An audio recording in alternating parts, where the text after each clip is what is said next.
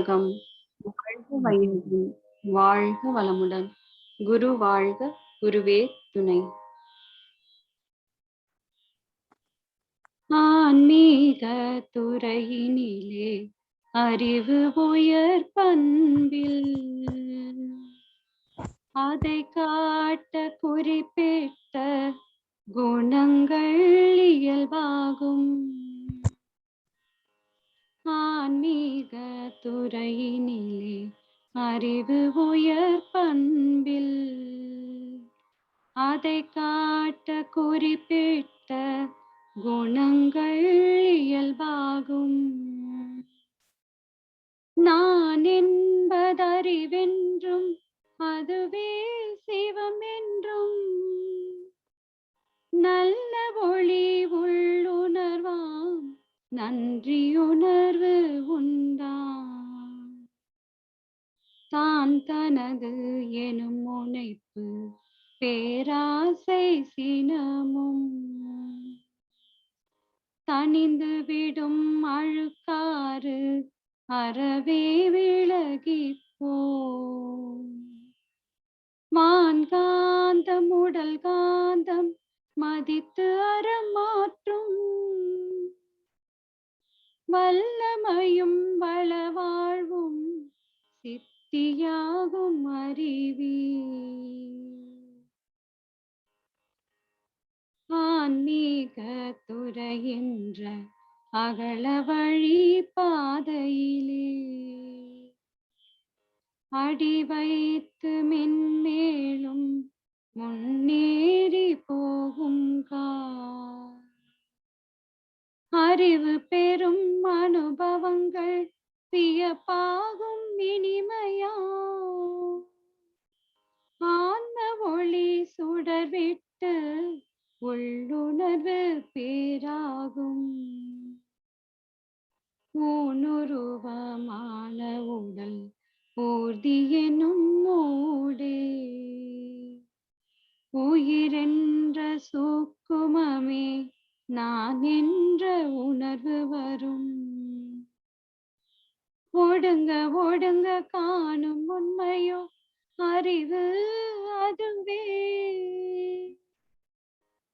உயிரிலிருந்து ஓங்கி எழுந்து உடல் உலகம் வெளிவிரியும். நான் அதுவே இருப்பு நிலை மெய்ப்பொருள் தெய்வமெனும் நன்முடிவு விளக்கமாம் அந்த முழு முதற் பொருளே. நல்ல ஒழுங்காற்றலாய் நல்லுணர்வாய் அறிவறியும் நல்வூற்றாய் திருவருளாய் நல்லின்ப வெள்ளமாய்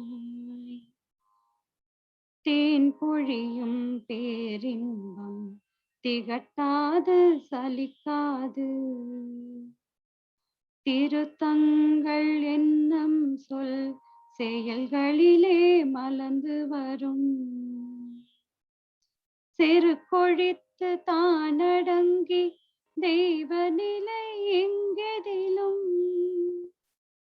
திருவருளின் காட்சியாம் திரும்பங்கள் உட்புறமா. திருவருளின் காட்சியாம் திரும்பங்கள் உட்புறமாய். ஆன்மீக துறை என்றால் அறிவை நாடி அதன் இயக்கம் இயல்பு கண்டு அந்த சக்தி நான் என்னும் போதினிலே வேகமாயும் ஞாபகமாயும் இயங்கும் நிலையும் மேலும் ஊனுருவ அறிவியக்க கோடா கோடி உயிரினங்கள் அனைத்திலும் அவ்வரூபமேதான். மேன்மையுடன் அந்த அந்த நிலைமைக்கேற்ப மிகச் சிறப்பாய் விளங்கும் நிலை அறிதலாகும். மிகச் சிறப்பாய் விளங்கும் நிலை அறிதலாகும். வாழ்க வையகம், வாழ்க வையகம், வாழ்க வளமுடன்.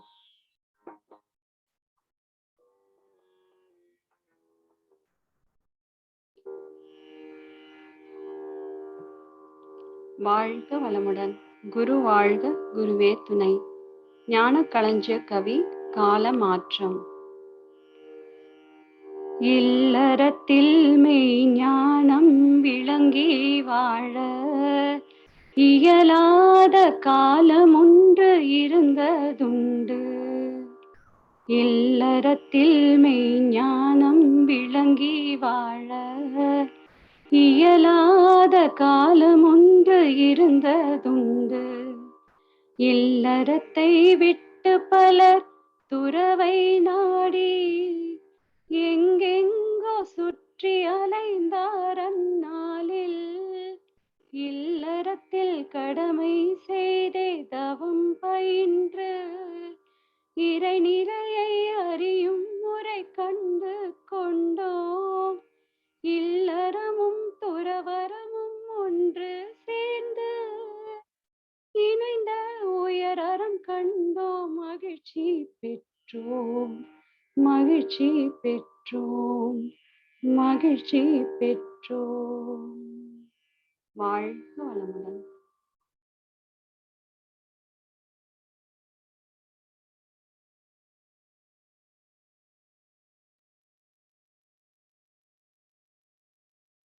வாழ்க வையகம், வாழ்க வையகம், வாழ்க வளமுடன். குரு வாழ்க, குருவே துணை. ஆசான் அருட்தந்தை வேதாத்ரி மகரிஷி அவர்கள் நம்மோடு சூக்குமமாக நிறைந்து நம்மை என்றென்றும் வழிநடத்துவாராக. அனைவருக்கும் இனிய காலை மாலை வணக்கங்கள். அருட்தந்தை நமக்களித்த அகத்தவம் இயற்றினோம். அந்த அகத்தவம் தந்த அமைதியிலே குருபிரானின் ஞான களஞ்சிய கவிக்கான பொருள் விளக்கம். இன்றைய ஞான களஞ்சிய கவிகள் இல்லறம் துறவரம் என்ற தொகுப்பிலே ஒரு கவிதை. மகரிஷி அவர்களுடைய மனவளக்கலையின் பெருமையை பற்றி ஆராய்ந்து பார்க்கும் போது, பண்டைய காலத்துல மனிதனுக்கு ஆன்மீக கல்வி பெறுவதற்கான வாய்ப்புகள் பற்றி கொஞ்சம் ஒப்பிட்டு பார்க்க வேண்டிய கட்டாயம் ஏற்படுகிறது. ஆன்மீகம் என்பது வாழ்க்கையிலே ஒரு தனி அங்கமாக பார்க்கப்பட்டது ஒரு காலகட்டத்தில். மனிதனுடைய வாழ்க்கைய 4 வகை பருவங்களாக பிரிச்சாங்க ஒரு காலகட்டத்துல.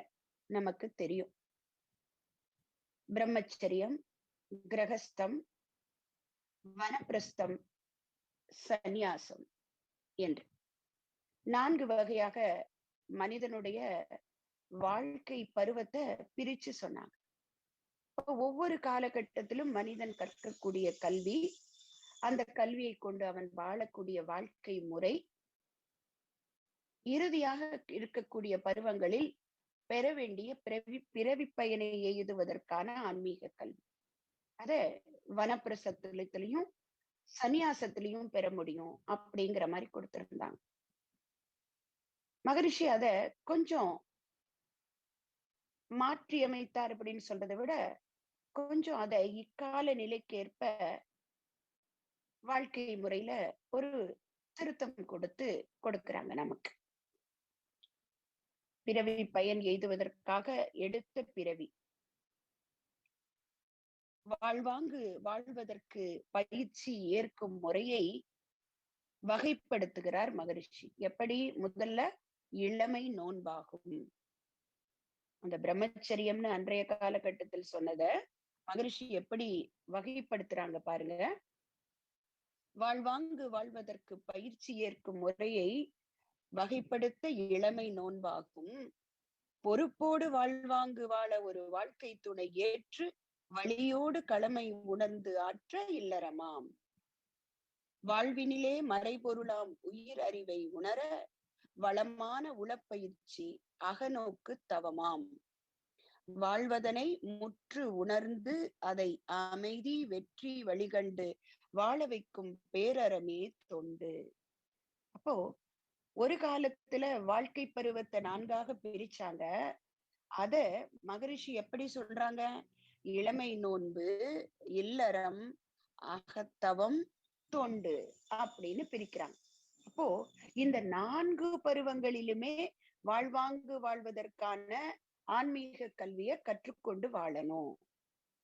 ஆனா ஒரு காலகட்டத்துல பிரம்மச்சரியம் மட்டுமே ஆன்மீக கல்விக்கான அருகதை கொடுக்கும் அப்படின்னு ஒரு நிலை இருந்தது இல்லையா? அப்ப அந்த நிலையை மாற்றி அமைத்த பெருமைக்குரியவர் நமது குருபிரான் அவர்கள். அப்படிப்பட்ட இல்லறத்தின் பெருமை சுவாமிஜி ஒரு இடத்துல சொல்லுவாங்க, போட்ட விடம்தனில் பொருளை தேடி காணும் பொது அறிவை கூட உபயோகிக்காமல் நாட்டிலுள்ள அனுபோக பொருட்கள் மீது நாடி நிற்கும் மனதை பண்படுத்த வேண்டி காட்டிற்கு போய் கனியும் கிழங்கும் தின்று காலத்தை கழிப்பதனால் பயன்தான் என்ன அப்படின்னு கேட்பாங்க. அப்போ எங்கே பிரச்சனையோ அங்கேதானே தீர்வு வேண்டும். இங்கே வாழக்கூடிய பூமியில வாழக்கூடிய மனிதன் எந்த வாழ்க்கை முறையை கொண்டு வாழ்ந்து வருகிறானோ அந்த வாழ்க்கை முறையில தான் சிக்கல் ஏற்படுகிறது. அதற்கான தீர்வும் அங்கேயே இருந்துதானே பெறணும். முல்லா நஸ்ருதீனோட ஒரு நகைச்சுவை கதையாக சொல்வார்கள் இந்த தத்துவத்தை. முல்லா நடந்து வந்துட்டு இருக்காரு. அப்போ ஒரு மனிதர் ஒரு விளக்கு வெளிச்சத்துல எதையோ தேடி கொண்டிருக்கிறார். என்ன தேடுறீங்க அப்படின்னு கேக்குறார். நான் ஊசிய தொலைச்சிட்டேன், தேடுறேன். எங்கே தொலைச்சிங்க அப்படின்னு கேட்ட போது, நான் வீட்டுல தொலைச்சேன், அங்கே இருளாக இருக்கிறது, இங்கே வெளிச்சம் இருக்கிற இடத்துல தேடுறேன் அப்படின்னு சொன்னார். அப்ப அதுதானே மகரிஷி கொடுக்கக்கூடிய போட்ட இடத்துலதானே பொருளை தேடி காணணும். அப்ப அதற்கான வழிமுறைதான் இல்லறம் அப்படின்னு சொல்றார். சமீபத்துல படித்த ஒரு கதை அழகாக பொருந்துகிறது வேதாத்திரிய பாடலுக்கு. ஒரு சாது தியானம் பண்ணி கொண்டிருக்கிறாரு. அப்ப அவர்கிட்ட ஒரு பறவை வந்து கேட்கிறது, ஐயா, நான் உலகை சுற்றி பார்க்க ஆசைப்படுறேன். ஒரு 1000 காத தூரம் நான் கடல்ல பறந்து போய் ஒரு அழகான தீவை பார்க்க விரும்புறேன் அப்படின்னு சொல்லிச்சு. உடனே சாது சொல்றாரு, பறவையே, உன்னால் அவ்வளவு தூரம் கடல்ல பறக்க முடியுமா? முயற்சிக்கிறது தவறு இல்ல. ஒரு விஷயத்த நான் சொல்றேன், நீ நினைவுல வச்சுக்கோ. உன்னுடைய பிரயாணத்துல முதல் தடவையா உனக்கு சோர்வு ஏற்பட்டதுன்னா உடனே புறப்பட்ட இடத்துக்கு திரும்பி வந்துடு அப்படின்னு சொல்ற. சரின்னு கேட்டு பறவை பறக்கிறது. பக்கத்துல இருக்கக்கூடிய சீடன் கிட்ட சொல்றாரு சாது, முதல் முறை சோர்வடையும் போது பாதி பலத்தை இழந்துட்டோன்னு புரிஞ்சுக்கணும். அப்படி திரும்பினாதான் பத்திரமா கரைக்கு வந்து சேர முடியும் அப்படின்னு சொல்றாரு. ஒரு வாரத்துக்கு பின்னாடி பறவை திரும்பி வருது. வந்து சொல்லுது, ஐயா, 200 காத தூரம் நான் பறந்துட்டேன், ஆனா சோர்வடைஞ்சிட்டேன். உடனே நீங்க சொன்னது ஞாபகம் வந்து திரும்பி வந்துட்டேன். இல்லைன்னா நான் கடல்ல விழுந்திருப்பேன். இருந்தாலும் இன்னும் என்னுடைய முயற்சியை தொடரணும்னு விரும்புறேன். அதற்கு ஒரு வழி சொல்லுங்க. உடனே சாது சொல்றார், பறவையே, உன்னுடைய துணையையும் கூட கூட்டிட்டு பறந்து போ. இப்போ 2ஆம் முறையாக சோர்வடைந்த உடனே திரும்பி வந்தது அப்படின்னு கேக்குறார். 15 நாள் ஓடி போயிடுச்சு. பறவைகள் திரும்ப வருது. ஐயா, நாங்க 400 காத தூரம் பறந்துட்டோம். நீங்க சொன்ன மாதிரியே 2வது முறை சோர்வடைஞ்ச உடனே திரும்ப வந்துட்டோம். தொடர்ந்தும் பறந்திருந்தா கீழே விழுந்து இறந்திருப்போம். இன்னமும் தூரம் போகணும். அதுக்கு எங்களுக்கு உதவி செய்யுங்க. உடனே சாது யோசிச்சுட்டு கீழே இருந்து ஒரு குச்சியை எடுத்து 2 பறவைகிட்டையும் கொடுக்கிறார். இந்த குச்சியை நீங்க எடுத்துக்கிட்டு போங்க. சோர்வு ஏற்படும் போதெல்லாம் இந்த குச்சியை கடல் தண்ணீர்ல போட்டுருங்க. அது மிதக்கும். அந்த குச்சி மேல அமர்ந்து ஓய்விடுங்க. களைப்பு தீர்ந்த உடனே திரும்பவும் குச்சியோட பறந்து போங்க அப்படின்னு சொன்னார். பறவைகள் நன்றி சொல்லிட்டு பறக்குது. 2 மாதங்களுக்கு பிறகு வருது. என்ன சொல்லுதுங்க பறவைங்க? ஐயா, உங்களோட ஆசையால 1000 காத தூரத்திற்கு அப்பால் உள்ள தீவை சுற்றி பார்த்துட்டோம். குச்சியை உதவியால சோர்வடையும் போதெல்லாம் ஓய்வெடுத்தோம் அப்படி. அருமை. நீங்கள் எடுத்து சென்ற குச்சி உங்களுக்கு சுமையாக இல்லையா அப்படின்னு கேட்கிறார். உடனே பறவைகள் சொல்லுது, சில நாட்கள் குச்சியை தனித்தனியா சுமந்தோம், ஒரு சில நாட்கள்ல சேர்ந்தே சுமந்தோம். அப்போது கொஞ்சம் சுமையா இருந்தது. பல இடங்கள்ல எங்களுக்குள்ள சண்டையும் வந்தது.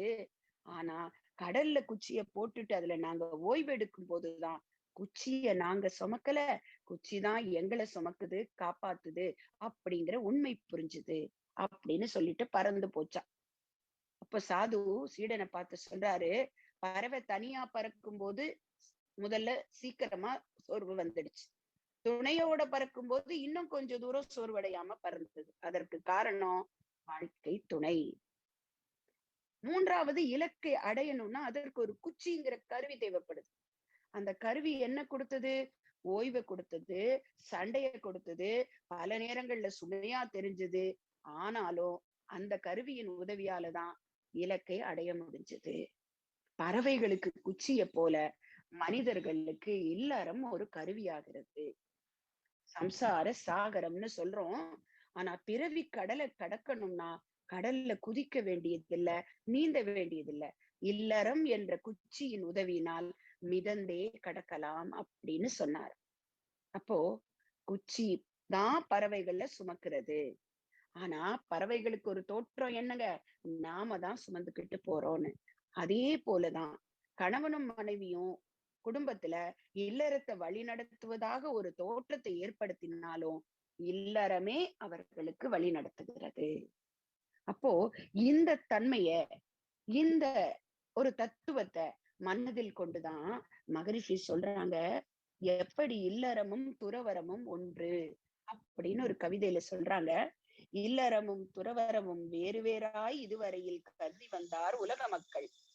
இல்லறத்தில் வலுவாது கடமையாற்றி எண்ணத்தை பண்படுத்தி என்னை அறிந்தேன். இல்லறமே கடமைகளின் தொகுப்பு என்றும் இன்ப துன்பம் உடல் உயிர் தத்துவம் உணர்ந்து இல்லறத்தை திறமையுடன் நடத்த ஏற்ற எண்ண நிலை துறவரம் என்றும் உணர்ந்தேன். இதை விட ஒருத்தரால இல்லறத்தையும் துறவரத்தையும் விளக்க முடியுமா? இல்லறத்தில் கடமை செய்தற எப்படி செய்யணுமா? எண்ணத்தை ஆய்வு செய்து உடல் உயிர் தத்துவத்தை உணர்ந்து அங்கே டிட்டாச்ட் அட்டாச்மெண்ட், உறவிலே கண்ட உண்மை நிலை தெளிவு துறவு என்ற மனநிலையோடு வாழ்வதுதான் இல்லறமும் துறவரமும் இணைந்த அறம்னு சொல்றாங்க. அப்ப அப்படி வாழ்வதுதான் துறவுக்கான முழுமை நிலை அப்படின்னு சொல்றாங்க. துறவுங்கிறது எல்லாத்தையும் விட்டு ஒதுக்கி எங்கேயோ போய் வாழ்வது அல்ல. எப்போது தேவையோ அப்போது இணைந்து மற்ற நேரங்களில் பிரிந்து இருத்தல். அணுகாதும் அகலாதும் தீக்காய்வார் போல அப்படின்னு பொய்யாமொழி புலவர் சொன்னாரே, அது போல. அப்ப அப்படிப்பட்ட இல்லற வாழ்க்கைய திறம்பட நடத்துவதற்கு கொடுத்த ஒரு ஆன்மீக கல்வி மகரிஷியின் மனவளக்கலை. அந்த இல்லறத்தில் வாழ்பவர்களுக்கு இல்லை என்று மறுக்கப்பட்ட ஒரு காலம் இருந்தது.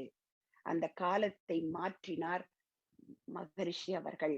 அததான் கால மாற்றம் அப்படிங்கிற தலைப்புல இன்றைய பாடல்ல நம்ம பார்க்கிறோம். இல்லறத்தில் மெய்ஞானம் விளங்கி வாழ இயலாத காலம் ஒன்று இருந்ததுண்டு இல்லையா? அப்படி இருந்த காலகட்டத்துல எத்தனையோ பேர் தேடல் இருந்திருக்கும். இல்லறத்தில் இருந்து நம்மால் இறைநிலையை உணர முடியவில்லையே என்ற அவர்களுடைய எண்ணத்தினுடைய தேடல் விளைவுதான் இன்னைக்கு வேதாத்திரி மகரிஷிய இறைநிலை அவதரிக்க வைத்திருக்கிறது. அன்றைய காலகட்டத்தில் அந்த ஆன்மீக கல்வி மேல் ஆர்வம் கொண்ட பலர் என்ன செஞ்சாங்க? இல்லறத்தை விட்டு பலர் துறவை நாடி எங்கெங்கோ சுற்றி அலைந்தார் அந்நாளில். அப்படியும் கிடைச்சதா அப்படின்னா இல்ல. இப்ப முனிவர்களுடைய கதையெல்லாம் பார்க்கிறோம். எவ்வளவோ தவம் செய்து தவ ஆற்றலை எக்கச்சக்கமா வாங்கி வச்சிருக்காங்க. ஆனால் அந்த பலனை கொண்டு எங்கேயாவது அவர்களுடைய குணநல பேரு அடைந்து முழுமை பேரு நோக்கி நடந்தாங்களா அப்படின்னா கேள்விக்குறியா இருக்கு. உலகத்தோருக்கு என்ன தொண்டு செய்தார்கள்?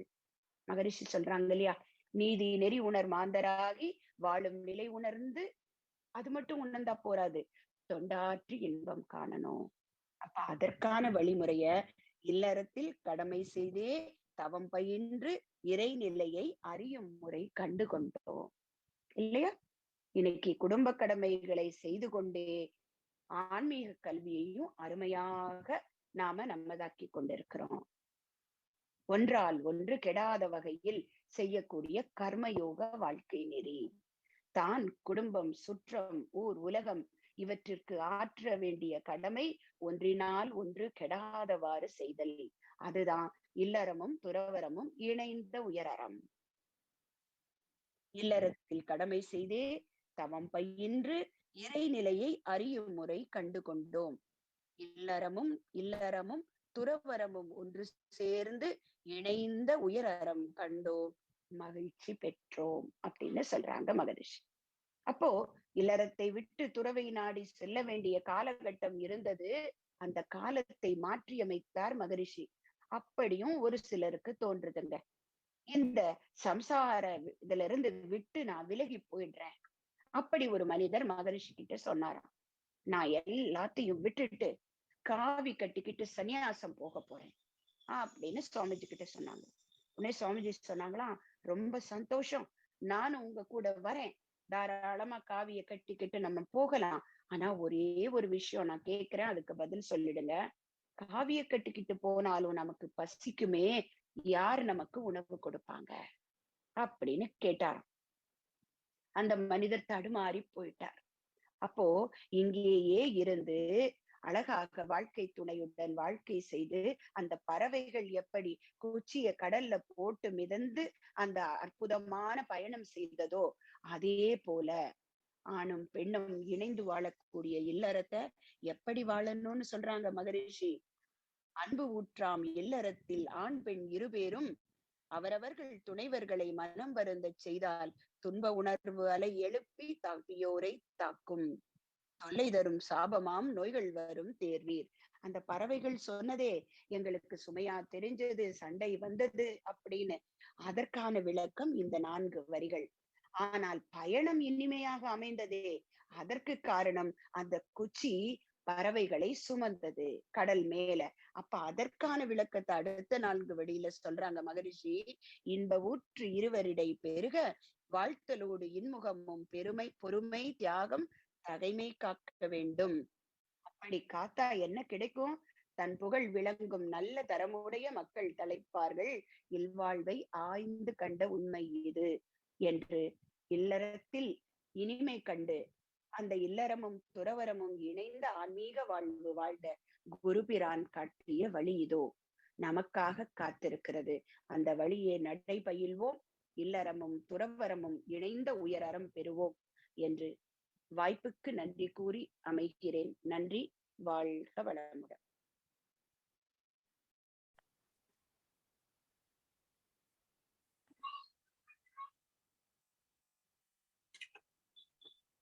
It is part 1, page 208, ஐயா. Serial number 566 அல்ல? Correct ஐயா. Okay. காலமாற்றம். இல்லறத்தில் மெய்ஞானம் விளங்கை வாழ இயலாத காலம் ஒன்று இருந்ததுண்டு. இல்லறத்தை விட்டு பலர் துறவை நாடி எங்கெங்கோ சுற்றி அலைந்தார் அந்நாளில். இல்லறத்தில் கடமை செய்தே தவம் பயின்று இறைநிலையை அறியும் முறை கண்டு கொண்டோம். இல்லறமும் துறவரமும் ஒன்று சேர்ந்து இணைந்த உயர் அறம் கண்டோம், மகிழ்ச்சி பெற்றோம். In this, what I understood is that Kodayama elaborately explained, but what I think that in the olden days, even some people they used to leave the family and the society to move to some forest or some area to do some meditation or something. Now Maharishi has given said that we should also live with our family and we should do all kinds of meditation and everything. We should get the we'll get the Irenilai. What is that? The super conscious everything at our home itself. We need not even search to outside. That's what I understood, Ayya. You can explain me further. Thank you, Ayya. Thank you, Aya. Um, I think you have covered the core of this poem. Thank you so much, Aya. Be blessed by the divine. Let me quickly share my understanding. So the title of uh, the Kavi is Kalamatram. So the times have changed. In this poem, our Guru is primarily talking about the challenges that the aspirants had in olden days and how it is possible for everyone today to live the family life and still realize the self and find the truth. So, as you said, the aspirants, whoever, we always had people who wanted to know the answer to the question of who am I? And people who were having those inner drive towards the divinity tried to find answers and they didn't have the proper mentor or guru, and they probably didn't have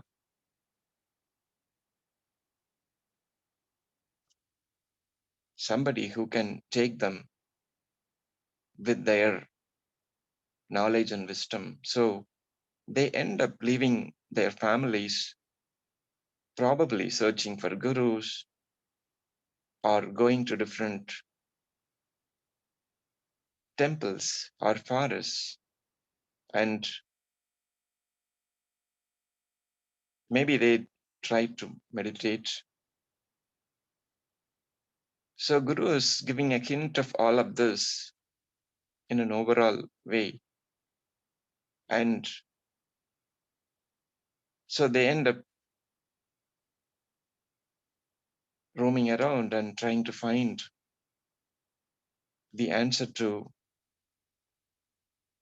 the inner question of who am I. And our Guru says further, none of this is really required. Times have changed. And doing all the duties for the families is also one of the most important thing to realize oneself. And the way to find the truth is meditation. So we can still live the family life and learn meditation through a right guru. And for all of us, we have our guru who has taught us various types of meditations, which we do every day. And that acts as the path to realize the real self within us. And while we repeatedly do it, we realize the divine energy